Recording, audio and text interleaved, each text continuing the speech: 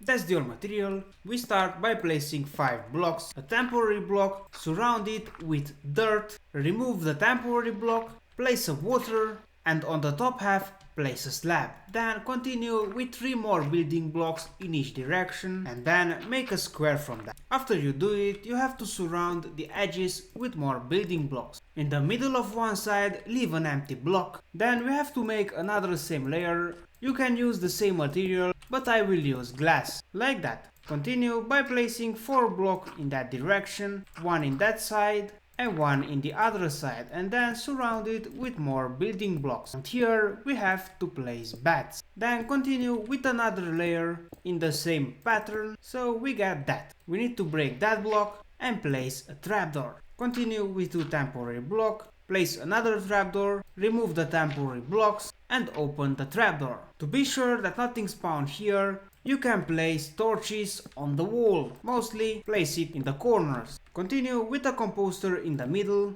a building block on that, and above it place a torch. Then we have to prepare the soil, like that. Then we have to continue with a collection tunnel for the little villagers. So open that trapdoor, place 2 blocks here, 2 here, 3 in that part, then a block under it, and now go with that tunnel for more 6 blocks.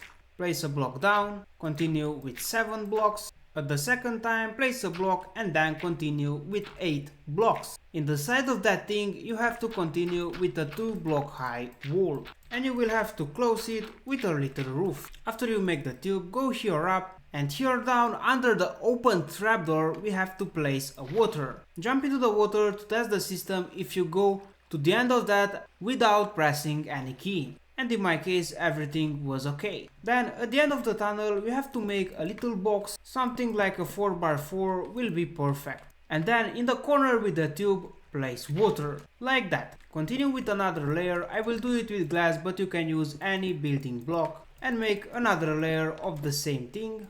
Continue by making a roof for that, but leave some space so the little villager can fall down and continue by closing the tunnel in that way. Continue by placing some torch on the tunnel to didn't spawn any mob here up. The next step will be to bring some villagers inside the farm. To do it I recommend you to use rails. If you didn't have iron for rails, you can collect them from a mineshaft as I do on my hardcore series. After you do the railway, I recommend you to go with the rails into a glass to didn't give any damage to the villagers. Remove a block, place a trapdoor, go here, click on the trapdoor and that way you can go inside and the villagers can't escape in that way. And continue with the rails like that. Place a minecart and push the villagers into the minecart. To go out, use the same technique with the trapdoor and now go with the villagers one by one to the villager breeder. Carefully remove the minecart and reuse it. Then you have to give a stack of potato or seeds or carrots to the villagers. They will start to plant the crop and then they will make their things, and here is the first little villager and he starts to plant the crops. Then you have to remove the railway